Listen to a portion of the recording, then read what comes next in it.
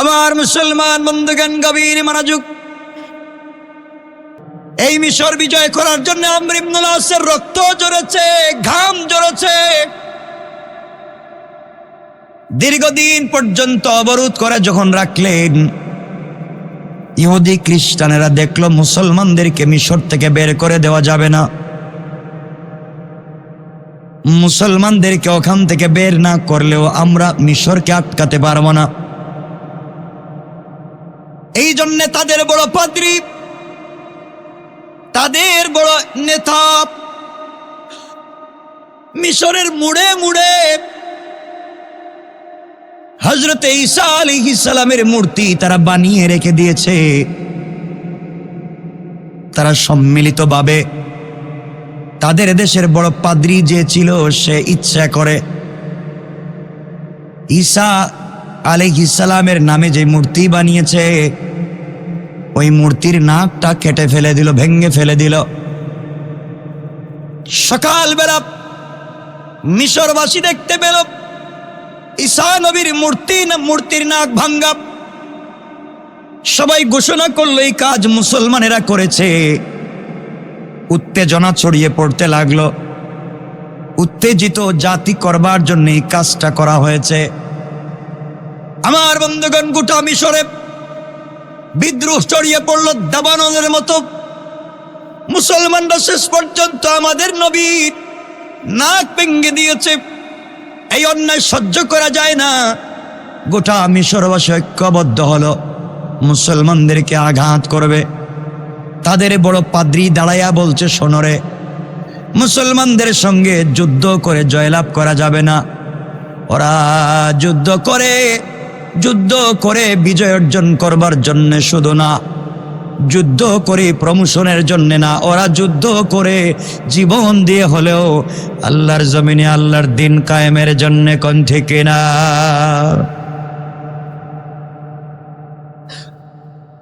আমার মুসলমান বন্ধুগণ, সকল পাদ্রীরা ঐক্যবদ্ধ হলো, কি করা যায়?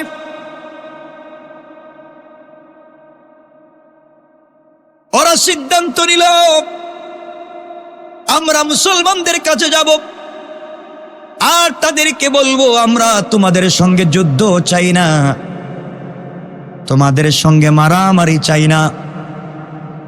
আমরা চাই তোমরা যেইভাবে আমাদের নবীর মূর্তির নাক ভেঙ্গেছ, আমরা ওইভাবে তোমাদের নবী মুহাম্মদ ইবনে আব্দুল্লাহর একটা মূর্তি বানাবো। মূর্তি বানায়া তার নাকটা ভেঙ্গে দেব। এর মাধ্যমে আমরা আমাদের প্রতিশোধ নেব, তোমরা চলে যাবে। আমর ইবনুল আস দাঁড়িয়ে বললেন, নিমক হারাম, খবরদার! আমার নবীর মূর্তি বানাবে তা তো বহুত দূরের বিষয়, আর মূর্তি বানিয়ে মূর্তির নাক ভাঙবে তা তো আরো বহুত দূরের বিষয়। ইসলাম যা সাপোর্ট করে না, ইসলাম যা করতে বলে না, তোমরা যদি আমাদের নবীর মূর্তি বানাতে চাও, মিশরের একটা মানুষকেও জিন্দা রাখা যাবে না।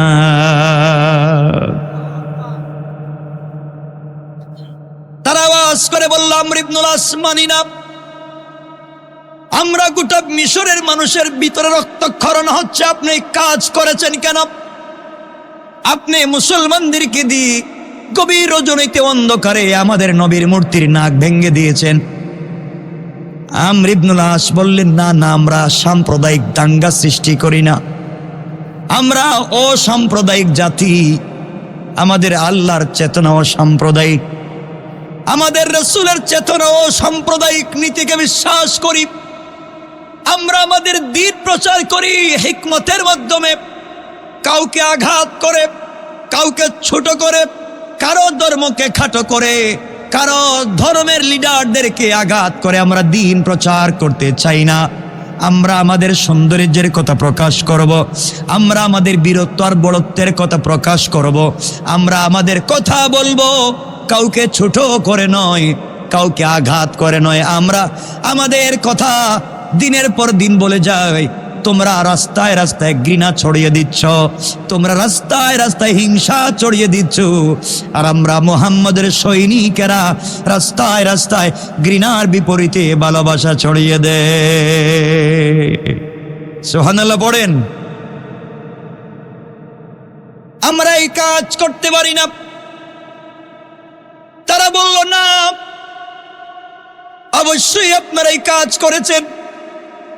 আমর ইবনুল আস বললেন, মুসলমানরা এমন কাজ কখনো করতে পারে না, অন্য ধর্মের উপরে আঘাত করতে পারে না, অন্য ধর্ম গ্রন্থের উপরে আঘাত করতে পারে না, কারণ সে জানে তার ধর্মে কি আছে। আল্লাহ বলছেন, আমর ইবনুল আস বলছেন, আমার আল্লাহ বলেছেন, লা ইকরাহা ফিদ্দীন, ধর্মের ব্যাপারে কোনো জবরদস্তি নাই। কাদ তাবায়্যানার রুশদু মিনাল গাই, আল্লাহ একটা হেদায়েতের রাস্তা বলে দিয়েছেন, একটা গোমরাহির রাস্তা বলে দিয়েছেন, একটা জান্নাতের রাস্তা বলেছেন, একটা জাহান্নামের রাস্তা বলেছেন। আমাদের কাজ হলো শুধু হিদায়াতের রাস্তা বুঝাইয়া দেওয়া, জাহান্নামের রাস্তা চিনাইয়া দেওয়া, এছাড়া আমাদের কোনো কাজ না। আমরা তোমাদের নবীর মূর্তির নাক ভাঙ্গে নাই। তারা মানতে চাইল না, বিদ্রোহ করে বসল, আমাদের নবীর মূর্তি বানাবে আর মূর্তি বানিয়ে নাক ভেঙ্গে ফেলবে। আমর ইবনুল আস রাদিয়াল্লাহু তাআলা আনহু বললেন, ও মিশরের মানুষ, তোমরা শোনো রে, আমার কলেজার টুকরা নবী দুনিয়ার জমিনে নাই। আমি তার হাতে গড়া সাহাবী আমর ইবনুল আস, কতদিন সেই রসুলের বুকের সঙ্গে বুকটা লাগাইছি, কতদিন আমার নবী আমার কপালে চুম্বন করেছেন, আমি যে রসুলের পিছনে সালাত পড়েছি। আজ আমি বেঁচে থাকতে আমার নবীকে অসম্মান করা হবে, সহ্য হয় না। আমরা এই কাজ করি না, এরপরও তোমরা চাপাইয়া দিচ্ছ অন্যায় ভাবে। তাহলে শুনে রাখো, নবী মূর্তি বানিয়ে নাক ভাঙ্গা লাগবে না। আমি মুসলমানদের সেনাপতি আমর ইবনুল আস বলছি, তোমরা যেদিন আমার নবীর মূর্তির নাক ভাঙবে, ওই দিন নবীজির মূর্তি বানিয়ে নাক ভাঙ্গার দরকার নাই, আমাকে নিয়ে যাও, প্রয়োজনে আমার তাজা নাকটা তোমরা কেটে দাও। আল্লাহু আকবার। তোমরা প্রয়োজনে আমার তাজা নাকটা কেটে দাও। আমি আশিকে রাসূল প্রমাণ করতে চাই, কিয়ামতের দিনে আল্লাহর রাসূল আমাকে বলবেন, আমর ইবনুল আস রে, দুনিয়ার জমিনে তোমার নাক দেখে আসলাম, নাক কাটলা কেমনে? আমি বলবো, আল্লাহর পয়গম্বর বিশ্ব নবী, বেঁচে থাকতে আপনাকে আদর সোহাগ ভালোবাসা দিতে পারি নাই, আপনার ইন্তেকালের পরে আপনার ভালোবাসার প্রতি শ্রদ্ধা জানাতে পেরে আমি আমার নাকটা আপনার ভালোবাসায় কেটে দিয়েছি। আমার বিশ্বাস, আমার নবী আমাকে একা রেখে জান্নাতে যেতে পারেন না। আল্লাহু আকবার।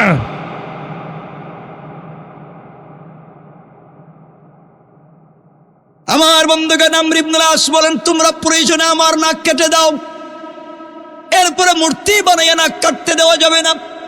কেমন আশিকে রাসূল চিন্তা করেন, কেমন ভালোবাসা চিন্তা করেন, মাটির তৈরি নাক ভাঙতে দেয় না, নিজের জীবন্ত নাক দিয়ে দিতে চায়। সমস্ত মুসলমানরা বলতে লাগলেন, আপনি সেনাপতি, আপনি কি করেন?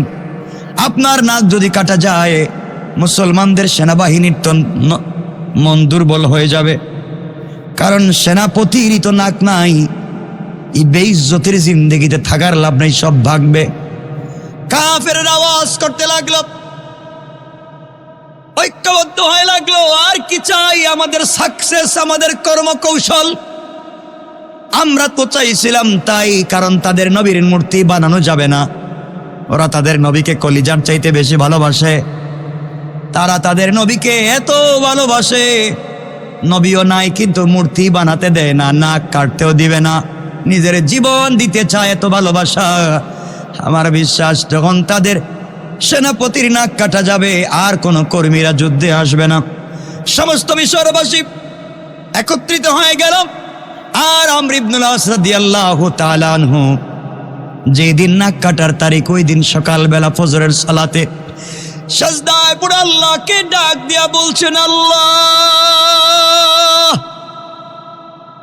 আমি বিশ্ব নবীকে ভালোবাসার কোনো প্রতিদান দিতে পারি নাই, নবীর জন্য জীবনে কিছু করতে পারি নাই। আল্লাহ তাআলা, আজকের দিনে আমি আমার জীবন্ত নাকটা কাটাইয়া দিতে চলে যাই। আয় আল্লাহ, কিয়ামতের দিনে আমার নবী যেন আমাকে ভুলে না যায়, দুনিয়ার জমিনে আমি তাকে ভুলে যাই না। দুনিয়ার জমিনে তার ভালোবাসায় নিজের জীবন্ত নাক দিয়ে দেই, বিশ্ব নবী যেন কিয়ামতের দিন বলে না যায়। এই কথা বলে আমর ইবনুল আস যখন চলে যাচ্ছেন, মুসলমানদের সেনা ছাউনিতে কান্নার রোল পড়ে গিয়েছে। মদিনায় খবর পৌঁছে গিয়েছে, গোটা মদিনায় যেন কিয়ামত কায়েম হয়ে গিয়েছে। আহারে রাসূলের কলিজার টুকরা সাহাবী আমর ইবনুল আস নিজের নাক কেটে দেয়। আশিকে রাসূল প্রমাণ করেছে আমরা আশিকে রাসূল হতে পারি নাই। আমর ইবনুল আস রাদিয়াল্লাহু তাআলা আনহু সকালবেলা ফজরের সালাত পড়ে আস্তে আস্তে করে তিনি যেতে লাগলেন। আমার বন্ধুগণ, যেতে যেতে কাফেরেরা যে জায়গায় মঞ্চ তৈরি করেছে ওই জায়গায় তিনি পৌঁছে গেলেন। স্টেজে তিনি উঠে গেলেন, তাকে শুয়াইয়া দেওয়া হলো। ছুরি নিয়ে নাকের সামনে ধরা হয়েছে, কেটে ফেলা হবে। সময়ের অপেক্ষা করা হচ্ছে, কখন জানেন জীবন্ত নাকটা কেটে দিবে। আমর ইবনুল আস মুস্কি মুস্কি হাসতে হাসতে বলছে, সাহাবীরা কান্না করো না, আমি জীবন্ত আশিকে রাসূল প্রমাণ করতে চাই। যেই নবীজি দিনের জন্য নিজের দাঁত দান শহীদ করেছেন, মাথায় লোহার কড়া ঢুকিয়েছেন, হামজার মতো কলিজার টুকরা সাহাবীর কলিজা বের করে চাবাইয়া খাওয়া হয়েছে। আমি কেন এই দিনের জন্য রাসূলের জন্য কিছু করতে পারবো না? তার নাকটা যখন কাটা হচ্ছে তিনি বলছেন, আমি যখন সিজদায় গিয়ে পড়বো সুবহানা রাব্বিয়াল আলা, তোমরা আমার নাকে ছুরি লাগাইয়া টান দিবা। আমর ইবনুল আসের নাকে যখন ছুরি লাগাইয়া টান দেওয়া হবে, এমন সময় লক্ষ লক্ষ খ্রিস্টানদের মধ্য থেকে, ইহুদিদের মধ্য থেকে তাদের পাদ্রী দাঁড়াইয়া গিয়েছে আর বলছে, জল্লাদ তোমার ছুরি থামাও, 1 মিনিটের জন্য ছুরি থামাও। কথা বলে পাদ্রী স্টেজে উঠে গিয়েছে আর বলতে লাগলো, আমর ইবনুল আস এবং তার সঙ্গী সাথীরা, আমাদের ঈসা নবীর মূর্তির নাক ভাঙ্গে নাই। আমি তোমাদের শ্রেষ্ঠ বড় পাদ্রী, আমি নাকটা ভেঙেছিলাম 2টা কারণে। একটা হলো তোমাদেরকে উত্তেজিত করে মুসলমানদের বিরুদ্ধে যুদ্ধে লাগিয়ে দেওয়া, আরেকটা হলো মুসলমানদের ঈমান পরীক্ষা করা, তারা কতটুকুন তাদের নবীকে ভালোবাসে। আরে আমি তোমাদের খ্রিস্টান পাদ্রী, আমি নিজের হাতে আমার নবীর নাক ভেঙেছি, আমার ভিতরে দরদ লাগে নাই। আর তারা তাদের নবীকে এত ভালোবাসে, নবীর নাকের জায়গায় নিজের নাক কাটাইয়া দিতে হাজির হয়ে যায়। এদের মতো ভালো মানুষ দুনিয়ার জমিনে আর হতে পারে না। সুতরাং আমর ইবনুল আসকে কাটা যাবে না, কাটা যাবে না। আমরা এই মুহূর্তে লক্ষ লক্ষ খ্রিস্টান দাঁড়াইয়া আমর ইবনুল আসের নাকের বিনিময়ে কালিমা পড়ে মুসলমান হয়ে গেলাম। আল্লাহু আকবার। লক্ষ লক্ষ খ্রিস্টান যুবক দাঁড়িয়ে গেলাম আর ডাক দিয়ে বলল, মিশরে যুদ্ধ করার প্রয়োজন নাই, আমরা তোমাদের আদর্শ দেখি কালিমা পড়ে মুসলমান হয়ে গেলাম। এটার নাম হচ্ছে ইসলামের আদর্শ। কোনো মারামারি নাই, কাটাকাটি নাই। আমি যে কথা আপনাদেরকে বোঝাতে চাই, এই আমর ইবনুল আস রাদিয়াল্লাহু তাআলা আনহু এক সময় তিনি মিশরের গভর্নর হয়ে গেলেন। ইসলাম কায়েম হয়ে গেল, গোটা মিশরের দিন জিন্দা হয়ে গেল। মানুষ তাদের চরিত্র আর চেহারা দেখে কালিমা পড়ে মুসলমান হতে চায়। আমর ইবনুল আসের কাছাকাছি আসে, হারে এত বড় আশিকে রাসূল যে তাদের নবীকে এত ভালোবাসে, নিজের নাক পর্যন্ত কাটায়া দিতে চায়। মানুষ আসে, কালিমা পড়ে মুসলমান হয়ে যায়। এক পর্যায়ে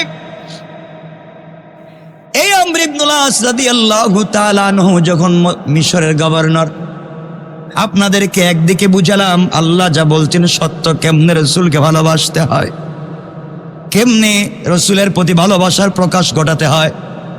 এখন আপনাদেরকে বুঝাবো ভালোবাসা প্রকাশের মাধ্যমে কেমনে জমিনে ইনসাফ কায়েম করতে হয়। আমার বন্ধুগণ, গভীর মনোযোগ। হযরত আমর ইবনুল আস রাদিয়াল্লাহু তাআলা আনহু মিশরের গভর্নর হয়ে গেলেন। মাঝে মধ্যে মিশরের মধ্যে ঘোড়ার দৌড় হতো। গুড় দৌড়, কি দৌড়? ঘোড়ের দৌড় হয় না, ঘোড়দৌড় প্রতিযোগিতা হয় না?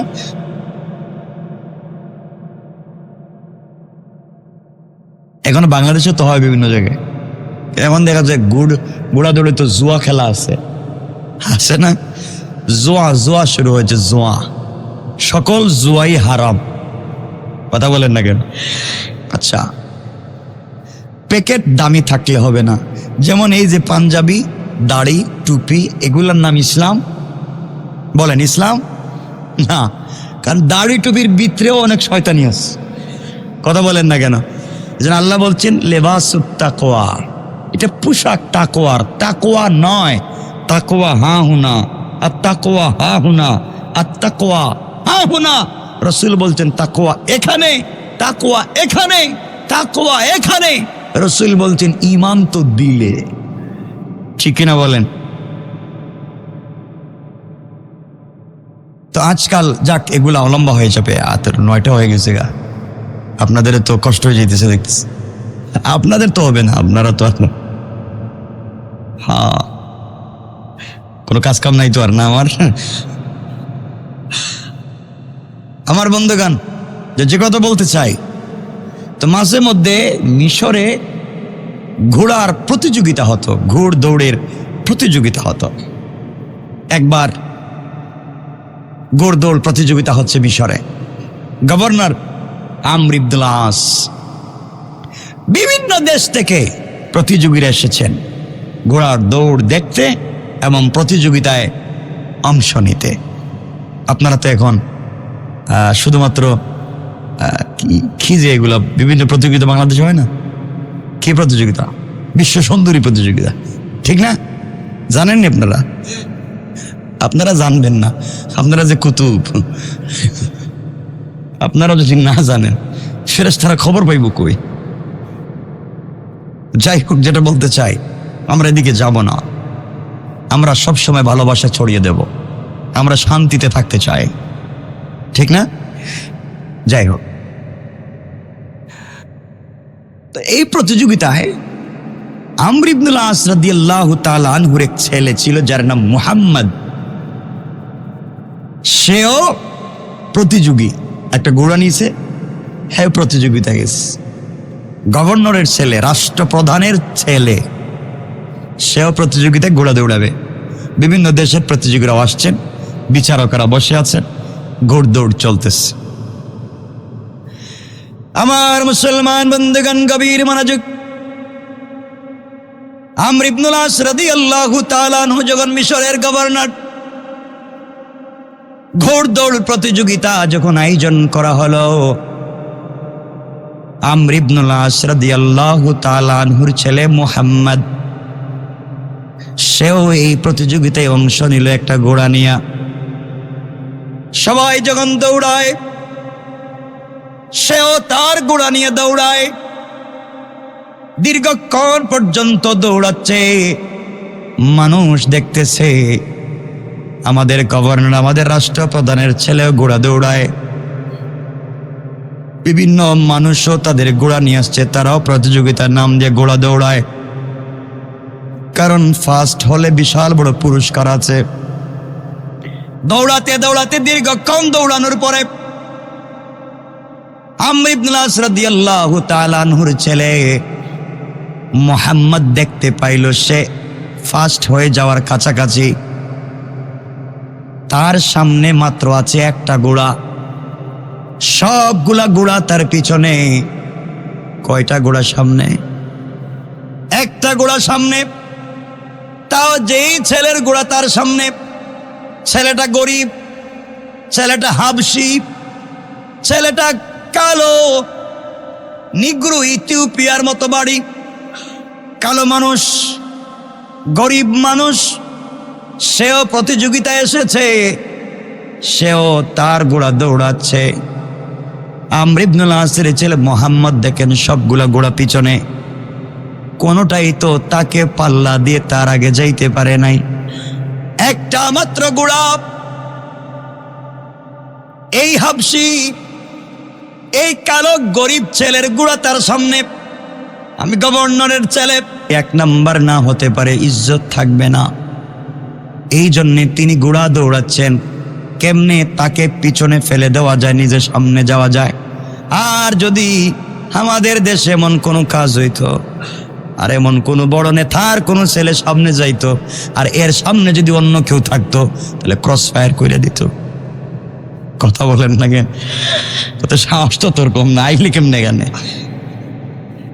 আমার মুসলমান বন্ধুগণ, আমর ইবনে আস রাদিয়াল্লাহু তাআলা আনহুর ছেলে চিন্তা করলেন, আমি গভর্নরের ছেলে, আমার সামনে একটা কালো ছেলের ঘোড়া দৌড়বে, আমার ইজ্জত, আমার বাবার ইজ্জত কিছুই তো থাকে না। দৌড়াচ্ছেন কিছুতেই তাকে পিছনে ফেলে দেওয়া যায় না।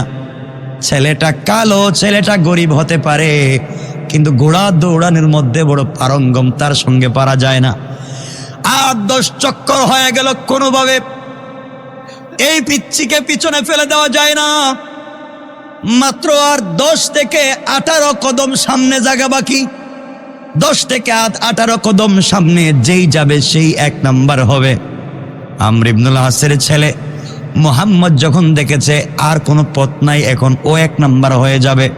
আমি কেমনে চেহারা দেখাই সমাজে, আমার বাবার স্ট্যাটাস, আমার ইজ্জত, আমার কোয়ালিটি, এই জন্য আস্তে করে নিজের শরীরের মধ্যে বেঁধে রাখা ছিল একটা চাবুক, ওই চাবুক বের করে আস্তে করে সামনে যে ঘোড়ার পিঠে কালো বাচ্চা গরিবের ছেলে ঘোড়া দৌড়ায়, আস্তে করে তার পিঠে আঘাত করেছে। পিছন দিকে তাকাইয়া পিছনে পড়ে গিয়েছে, ঘোড়ার থেকে নেমে পড়ে গিয়েছে। যখন আমর ইবনে আস-এর ছেলে চাবুক দিয়ে আঘাত করেছে, চাবুক দিয়ে আঘাত করার কারণে সামনের বাচ্চাটা, এই গরিব ছেলেটা, কালো ছেলেটা ঘোড়ার থেকে হুচটকে পড়ে গেল। মালিক যখন পড়ে যায়, ঘোড়া তো আর ওদিকে দৌড়ায় না। এই সুযোগে আমর ইবনে আস-এর ছেলে দৌড়ে সামনে চলে গেলেন, ফাস্ট হয়ে গেলেন। কিন্তু ঘটনা কি ঠিক আছে? কাজ কি ঠিক আছে? আপনারা হইলে কদিন ঠিক আছে, বহুত কাজ তো আমরা এইভাবে কইরা অভ্যাস আছে। হ্যাঁ, আমরা একাই 100 বুট দেই, আল্লাহ জানে দেননি, আপনারা কি জানে দেননি, দেই কে এগুলা?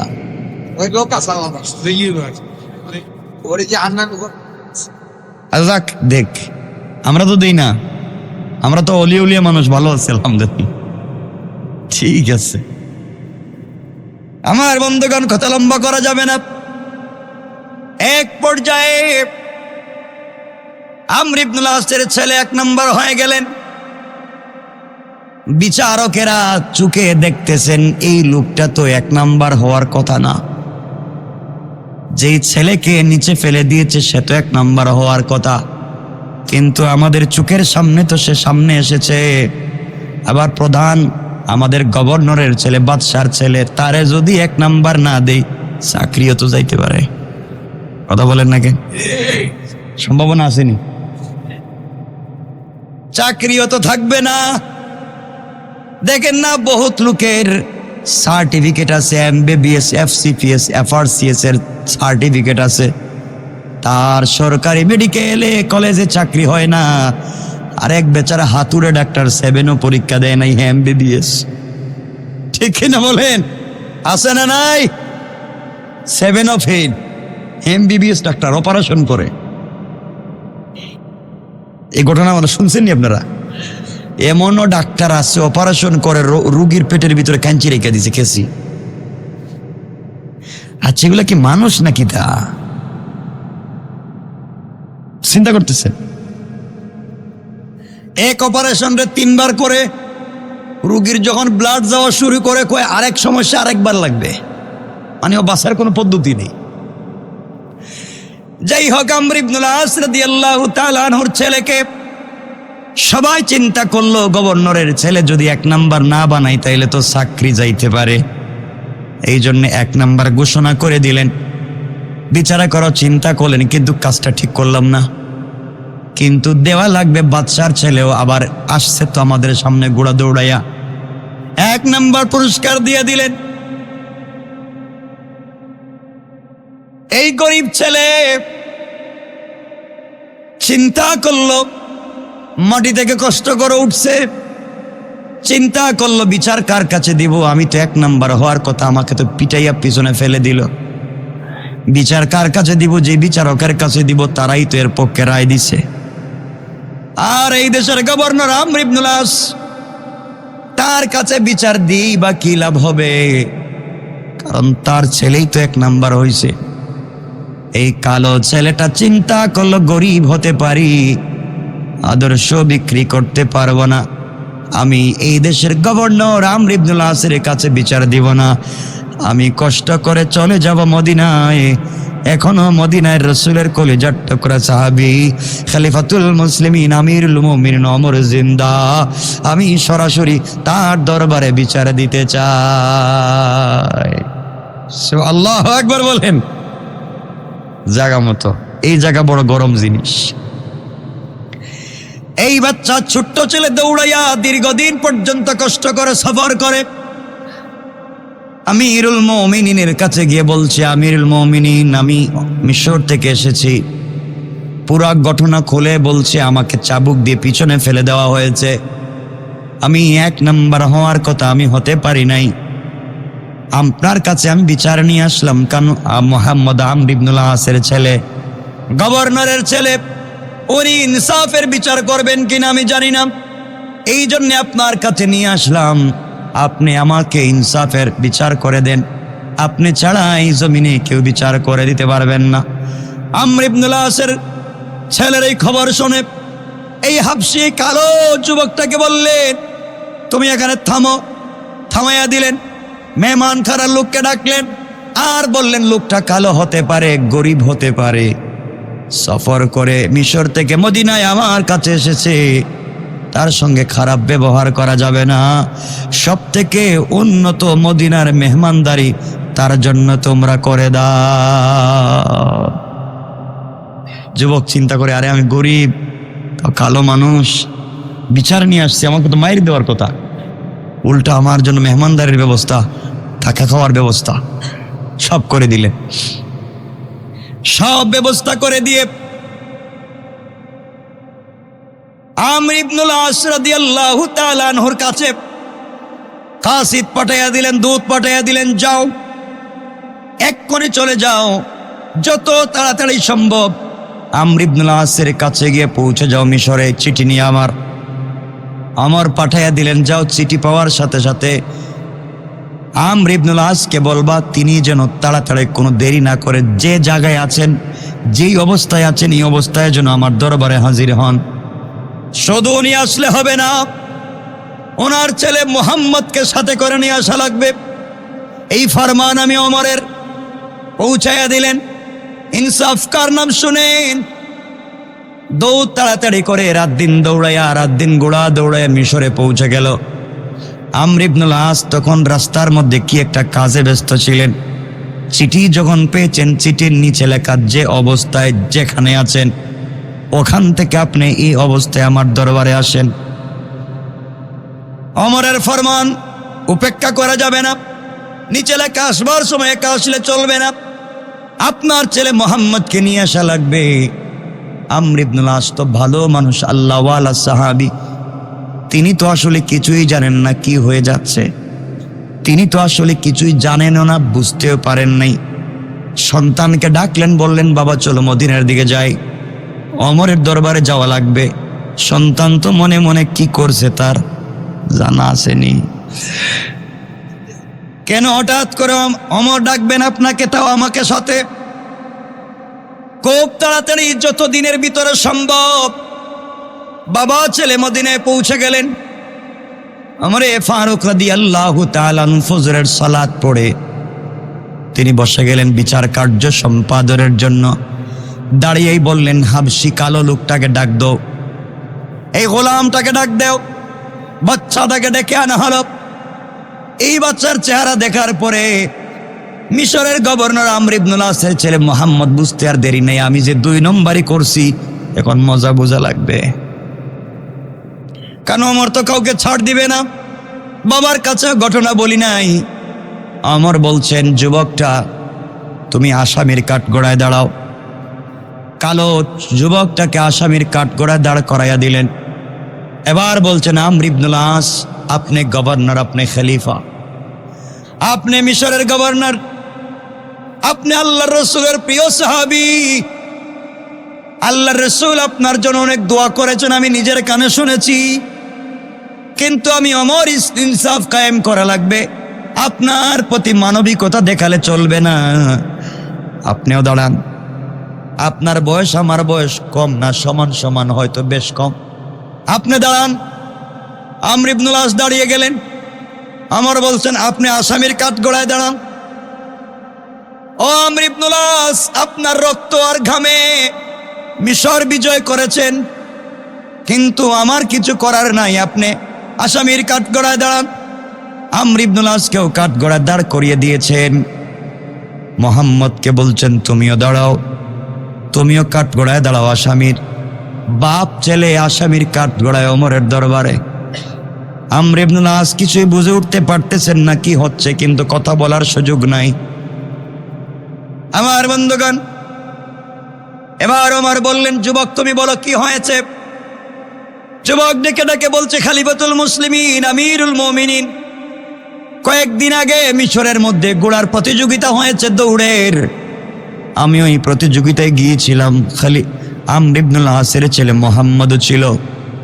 প্রতিযোগিতায় আমি 1 নাম্বার হয়ে যাওয়ার কাছাকাছি পৌঁছে গিয়েছি, মাত্র কয়েক কদম সামনে। এমন সময় পিছন থেকে মুহাম্মদ হাতের লাঠি দিয়ে, হাতের চাবুক দিয়ে আঘাত করে আমাকে ফেলে দিয়েছে। সে সামনে গিয়েছে, এই জন্যে তাকে 1 নাম্বার পুরস্কার দেওয়া হয়েছে। আমার সঙ্গে এত বড় অন্যায় কেন করা হয়েছে, এই বিচার আপনার কাছে আমি দিলাম। এবার ওমর দাঁড়িয়ে বলেন, মুহাম্মদ তুমি বলো ঘটনা কি। মুহাম্মদ ডাক দিয়ে বলছে, খলিফাতুল মুসলিমিন ওমর, আপনার কাছে গোপন করার কোনো সুযোগই নাই। এই যুবক যা বলছে সব সত্য বলেছে, মিথ্যা বলে নাই।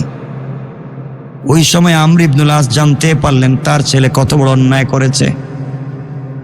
হযরত ওমর বললেন, তুমি যখন স্বীকার করেছ, ইনসাফ কায়েম করা লাগবে। সে গরিব হতে পারে, কালো হতে পারে, তুমি গভর্নরের ছেলে হতে পারো, তাই বলে যে আমি তোমাকে ছেড়ে দেব এমন ভাববার কোনো সুযোগ নাই। আমার আদালতে, ইসলামের আদালতে, কে গরিব, কে ধনী, কে ছোট লোক, কে বড় লোক কিচ্ছু নাই। ইসলামের আদালতে সকলেই সমান। আল্লাহু আকবার। আমার বললেন যাও, একজনকে বললেন যাও কারাগারের ভিতরে ঢুকো, ওখানে গিয়া দেখবা বিষাক্ত একটা চাবুক আছে, চাবুক নিয়ে আসো। চাবুক আনলেন আর বললেন, তুমি 2টা অন্যায় করেছ। 1 নাম্বার, তার সঙ্গে অন্যায় করে তুমি বেত্রাঘাত করে তাকে পিছনে ফেলে দিয়েছ। 2 নাম্বার, তুমি রং লাইন থেকে হারাম লাইনে পুরস্কার জিতেছ। দুটোটা তোমার জন্য অন্যায় হয়েছে। তুমি একটা বেত্রাঘাত তাকে করেছ, আর আমি ঘোষণা দিলাম তোমাকে 100 বেত্রাঘাত করা লাগবে। আমর ইবনুল আসের দিকে তাকায় বললেন, বাইরে তোমাকে আমি চিনি, তুমিও আমাকে চিনো। তুমি জানো এই রাষ্ট্র চলে কোরআন দিয়া, এই রাষ্ট্রের খলিফা আমি ওমর, যার রাসূলের হাতে সাহাবী। আমি অন্যায় করতে পারি না, ছেড়ে দিতেও পারি না। এই হাবশি গোলাম গরিবের কাছে চাবুক উঠাইয়া দিলেন আর বললেন, দে নাও, তোমাকে যেইভাবে সে আঘাত করেছে তুমিও তাকে আঘাত করো। আমর ইবনুল আসের ছেলে তো কান্না শুরু করে দিয়েছে, কাজ হবে না। ইনসাফ কার নাম, ইনসাফ কার নাম। আমার বন্ধুগণ, চাবুক দিয়ে বাচ্চাটা আঘাত করেছে। আঘাত করার সাথে সাথে আমর ইবনুল আসের ছেলে মুহাম্মদ চিৎকার দিয়ে জমিনে গড়িয়ে পড়েছে। ওমর বললেন, চাবুকটা আমাকে দাও। তোমাকে একটা মেরেছে, তুমিও তাকে একটা মেরেছ, বাকি 100 বেত্রাঘাত আমি নিজে করব, আমি নিজে আদায় করব। কিয়ামতের দিনে আল্লাহর কাঠগড়ায় আসামি হতে চাই না, বেইনসাফের বিচার করে কিয়ামতের দিন আসামি হতে চাই না। হযরতে আমর ইবনুল আস তাকিয়ে দেখেন একটা বেত্রাঘাত, একটা আঘাতের পরে ছেলে অজ্ঞান হয়ে গেছে। আমর ইবনুল আস রাদিয়াল্লাহু তাআলা আনহু ওমরকে বললেন, খলিফাতুল মুসলিমিন ওমর, আমার ছেলে অপরাধ করেছে আমার ঠিক মতো শিক্ষা না থাকবার কারণে, সুতরাং ছেলেকে একটা আঘাতের পরে অজ্ঞান হয়ে পড়ে গেছে। আরো এক দুইটা আঘাত করলে তো বাঁচবে না। আপনি আমার ছেলেকে আঘাত না করে বাকি 100 বেত্রাঘাত আপনি আমার পিঠে আদায় করে দে। আল্লাহু আকবার! কেমন ইনসাফ চিন্তা করেন ও খলিফাতুল মুসলিমিন। বাকি 100 বেত্রাঘাত আপনি আমার পিঠে করেন, এরপরেও আমার ছেলেটাকে ছেড়ে দেন, ও তো বাঁচবে না, মরে যাবে। খলিফাতুল মুসলিমিন বলেন, আমর ইবনুল আস, যে অন্যায় করেছে তাকেই শাস্তি পাওয়া লাগবে, আমি শুধু শুধু কেন তোমাকে শাস্তি দিতে যাব?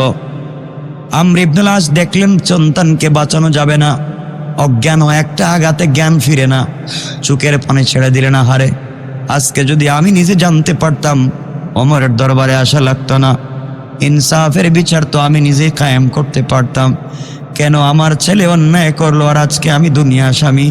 কিয়ামতের দিনে আল্লাহর রসুলের সামনে কেমনে চেহারা দেখাবো? এই জন্য চোখের পানি ছেড়ে কাঁদতেছেন, রসুলের রওজা মুবারক জিয়ারত করে কান্না করেন। যুবকের জ্ঞান ফিরে না।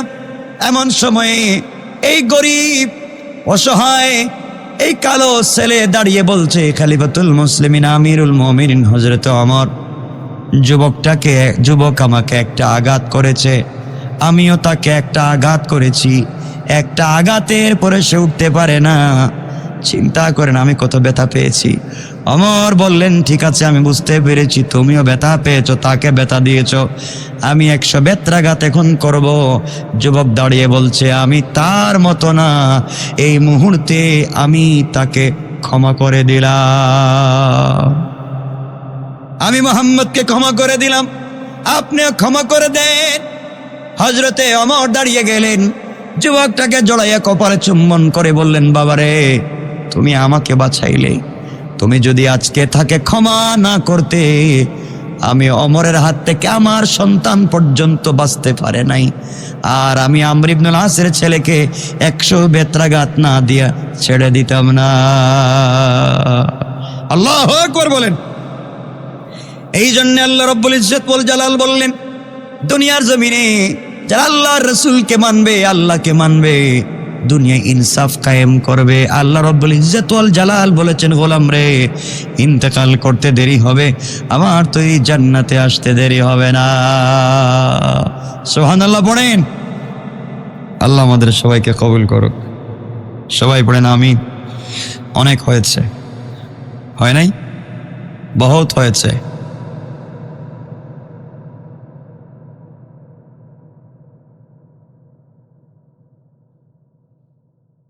আমার জন্য দোয়া। রব্বানা যালামনা আনফুসানা ওয়া ইল্লাম তাগফির লানা ওয়া তারহামনা লানাকুনান্না মিনাল খাসিরিন। রব্বানা আতিনা ফিদ দুনিয়া হাসানা ওয়া ফিল আখিরাতি হাসানা وقنا عذاب النار وادخلنا الجنة مع المتقين والأبرار. اللهم اغفر لنا ولوالدينا رب ارحمهما كما ربياني صغيرا رب ارحمهما كما ربياني صغيرا. ولأستاذنا ولشيخنا ولمشايخنا ولجميع أمة محمد صلى الله عليه وسلم. يا حي يا قيوم برحمتك نستغيث يا أرحم الراحمين يا الله. আয় আল্লাহ তাআলা, 2021 সালের শেষ রজনীতে 31শে ডিসেম্বর রাত্রিবেলা, যেই সময় দুনিয়ার মানুষ নষ্টামিতে ব্যস্ত আছে, হারাম কাজে ব্যস্ত, মদ জুয়ার আর ফ্যান্সি ডিলে ব্যস্ত, গান আর ডান্স নিয়ে ব্যস্ত আল্লাহ তাআলা। তোমার হাজার গোলাম তোমার উপরে ভরসা করে দুনিয়ার সকল অপকর্ম থেকে নিজেকে বাঁচাইয়া তোমার ঘরে সে পুরো বৎসরের জন্য তওবা করতে হাত উঠে দিয়েছে আল্লাহ। মুনিব, অন্যায় করে ফেলেছি, ভুল করে ফেলেছি, কথা দিলাম জীবনে আর ভুল করব না, আর হারাম খাস করব না, আর পাপাচারে লিপ্ত হব না। মুনিব, তোমার পায়ে ধরি, বছরের গত জানুয়ারি থেকে ডিসেম্বর পর্যন্ত আমাদের খাতাটা উল্টাইও না। আয় আল্লাহ তাআলা, আজকে রাত্রে তুমি আমাদের খাতাকে ক্লোজ করে দাও, আমাদের পুরো বছরের গুনাহগুলোকে মাফ করে দাও আল্লাহ। আমনি তুমি ছাড়া আমাদের বলবার কোনো জায়গা নাই। কত ভাইয়ের এই বছরটা কত কষ্টে গেছে, কত কত জিনিস হারিয়েছে। আল্লাহ তাআলা, আজকের দিনে তুমি আমাদেরকে মাফ করে দাও। জন্মের পর থেকে নিয়ে 2021 সালের 31 ডিসেম্বর পর্যন্ত রাত্রে যত নাফরমানি করেছি, অন্যায় করেছি, সবগুলোর উপরে শর্মিন্দা হয়ে তওবা করলাম। আল্লাহ, তুমি আমাদের সবাইকে মাফ করে দাও। আয় আল্লাহ, তুমি যদি মাফ না করো আর খাতার মধ্যে যদি গুনাহগুলো লেখা থাকার পরে ক্লোজ হয়ে যায়, কিয়ামতের দিন ফেরেশতারা খাতা নিয়ে তোমার সামনে হাজির হয়ে যাবে আল্লাহ। আয় আল্লাহ, এই খাতাগুলোর ভিতরে যত গুনাহ লেখা আছে মিটাইয়া দাও। গুনার কারণে গাড়ির চাকার নিচে ফালাইয়া, আগুন দিয়া জ্বালাইয়া, পানির মধ্যে ডুবাইয়া ulcer, cancer, diabetes, heart attack, kidney damage, brain stroke, brain tumour, paralysis দিয়া বিছানায় টয়লেট করাইয়া, প্রস্রাব করাইয়া মত দিও না। ইন্তেকালের সময় যদি চলে আসে, পবিত্র রমাদানুল মুবারকের তাহাজ্জুদের সিজদায়, জুমার দিনের কোরআন তিলাওয়াতের হালতে তওবারত অবস্থায় মালাকুল মউত পাঠায় আল্লাহ। সোনার মক্কা মদিনা জিয়ারত না করাইয়া, কাবার গিলাফে না ধরাইয়া, আয় আল্লাহ জমজমের পানি দিয়ে গোসল না করাইয়া, মাকামে ইব্রাহিমে 2 রাকাত নামাজ না পড়াইয়া, আয় আল্লাহ আমাদের কাছে তুমি আজরাইল পাঠাইয়া দিও না। আয় আল্লাহ তোমার পায়ে ধরি, আয় আল্লাহ তোমার পায়ে ধরি, রাগ করে আমাদেরকে তুমি তাড়াইয়া দিও না। আমরা যারা হাত উঠাইলাম, আয় আল্লাহ একটাবার ঘোষণা করো, ও গোলাম যা মাফ করে দিয়েছি।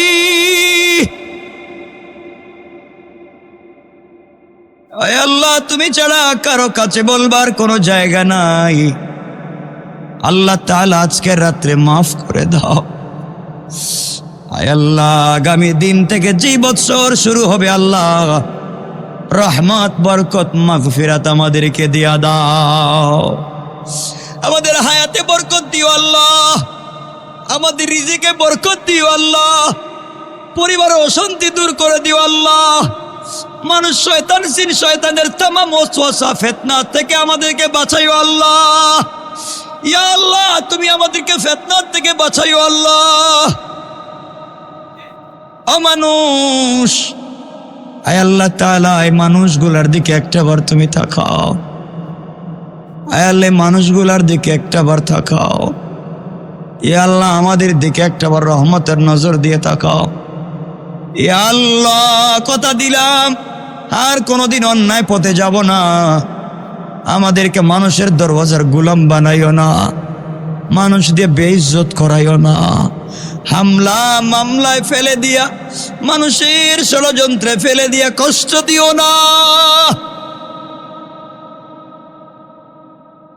অমনি আমাদের বাচ্চাদেরকে আলিম হাফেজ মুজাদ্দিদে জামান বানাও, আমাদের সবাইকে জান্নাতওয়ালা গোলাম হিসাবে কবুল করে নাও। আয় আল্লাহ, আগামী বছর ভরপুর কামিয়াবি দিও আল্লাহ, আমাদের দিলের মাকসাদ গুলাকে পুরা করে দিও আল্লাহ, যত বিপদ আপদ আছে সব তুমি কাটাইয়া দিও আল্লাহ।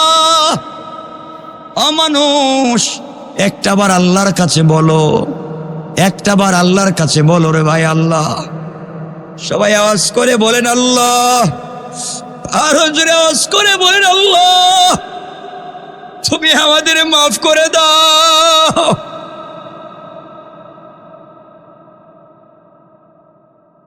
রব্বির হামহুমা কামা রব্বায়ানি সগীরা। আয় আল্লাহ, আমাদের যাদের মা নাই বাবা নাই, মা বাবার কবরটাকে জান্নাত বানাইয়া দাও। আমাদের যাদের বাবা নাই বাবার কবরকে জান্নাত বানাও। আমাদের যাদের মা নাই মায়ের কবরটাকে জান্নাত বানাও। আমাদের যাদের মাতা পিতা বেঁচে আছেন আল্লাহ, আয়াত বাড়াইয়া দাও, সুস্থ রাখমনি। সাল্লাল্লাহু তাআলা আলান নবী ওয়া আলা আলিহি ওয়া সাহবিহি আজমাইন। ইয়া আল্লাহ, আজকে বৎসরের শেষ খাতার শেষ পৃষ্ঠা, আমাদের পক্ষ থেকে এই মুহূর্তে লাখ কোটি দুরুদ ও সালামের হাদিয়া বিশ্ব নবীর রূহ মুবারকে পৌঁছায়া দাও। ওয়া সাল্লাল্লাহু তাআলা আলান নবী ওয়া আলা আলিহি ওয়া সাহবিহি আজমাইন ওয়ারহামনা মাহুম বিরহমাতিকা ইয়া আরহামার রাহিমিন। আসসালামু আলাইকুম।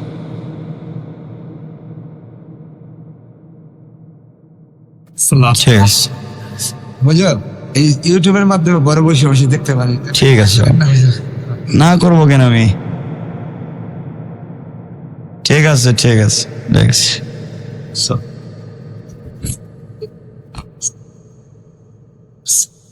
হ্যাঁ।